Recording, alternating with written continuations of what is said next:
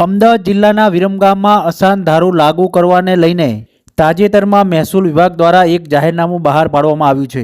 વિરમગામ શહેરના નગરપાલિકા વિસ્તારમાં અમુક વિસ્તારોને 5 વર્ષના સમયગાળા માટે અવ્યવસ્થિત વિસ્તારો તરીકે જાહેર કર્યા છે। એટલે કે 29મી નવેમ્બર 2024 થી 28મી નવેમ્બર 2029 સુધી વિરમગામમાં અસાન ધારાને લઈને ફેરફારો વચ્ચે રાજ્યના મહેસૂલ વિભાગે જાહેરનામું પ્રસિદ્ધ કરવામાં આવ્યું છે।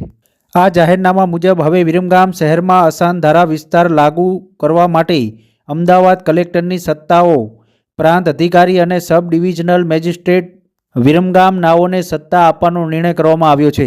આ મહત્વના નિર્ણયમાં હવે 29 નવેમ્બર 2024 થી 29 નવેમ્બર 2029 સુધી વિરમગામ શહેરના નગરપાલિકા વિસ્તારમાં અશાંત વિસ્તારમાં અસાન ધારો લાગુ કરવા માટે વિરમગામના પ્રાંત અધિકારી અને સબ ડિવિઝનલ મેજિસ્ટ્રેટ નિર્ણય લઈ શકશે। વધુમાં જાહેરનામામાં જણાવવામાં આવ્યું છે કે ગુજરાતના પ્રોવિઝનલ ઓફ ટ્રાન્સફર ઓફ સ્થાવર મિલકત કલમ 11 દ્વારા કરવામાં આવેલી સત્તાનો ઉપયોગ કરવા માટે વિક્ષેપિત વિસ્તારોમાં અધિનિયમ 1991 ગુજરાત 12 ઓફ 1991માંથી ભાડુઆતો રક્ષણ માટેની જોગવાઈ અને ગુજરાત સરકારને આનાથી તમામ સત્તાઓ સોંપે છે અને કલેક્ટર દ્વારા અધિનિયમ કલમ 4, 5 અને 5A હેઠળ પ્રાંત અધિકારી અને સબ ડિવિઝનલ મેજિસ્ટ્રેટ વિરમગામ જિલ્લો અમદાવાદને લાગુ કરી શકાશે।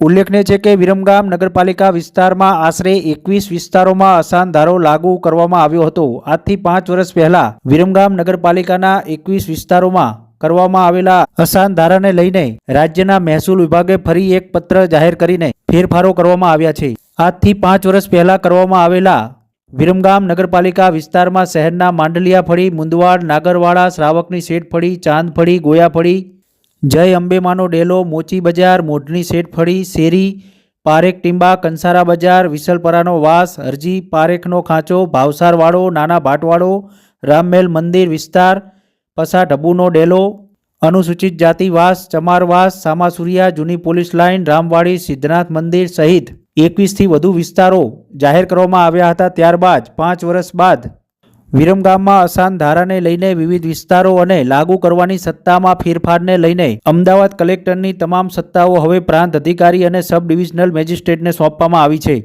રાજ્ય સરકાર દ્વારા મહત્વના જાહેરનામા પ્રમાણે અસાન ધારો વિસ્તાર એ જ્યાં કોમી તોફાનો કે રમખાણો થવાની કિસ્સામાં બનતા હોય તેવા વિસ્તારોને તે વિસ્તારોમાં શાંતિ અને સુબઈનું વાતાવરણ રહે તે માટે ચોક્કસ સમુદાયના લોકોની વસ્તી ખૂબ જ વધી જાય અને જનસંખ્યા વિષયકનું સંતુલન ખોરવાય ત્યાં વસનારા લોકોની મિલકતની તમામ પ્રકારની તબદીલી નિયંત્રણ કરતો કાયદો એ અસાન ધારો કહેવામાં આવે છે। અહીં મિલકતની તબદીલી કરવા માટે પૂર્વ કલેક્ટરની પૂર્વ મંજૂરી જરૂરિયાત હોય છે।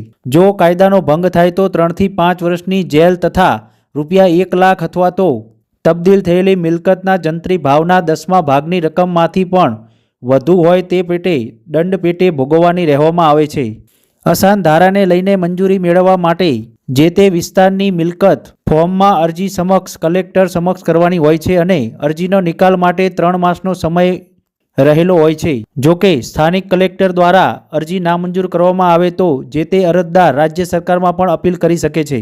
ઉલ્લેખનીય છે કે હાલ તો વિરમગામ શહેરમાં અસાન ધારાને લઈને વધુ સત્તા વિરમગામ પ્રાંત અધિકારી અને સબ ડિવિઝનલ મેજિસ્ટ્રેટને સોંપવામાં આવી છે। ત્યારે સ્થાનિક અધિકારીઓ કયા પ્રકારનો નિર્ણય લે છે તે જોવું રહ્યું।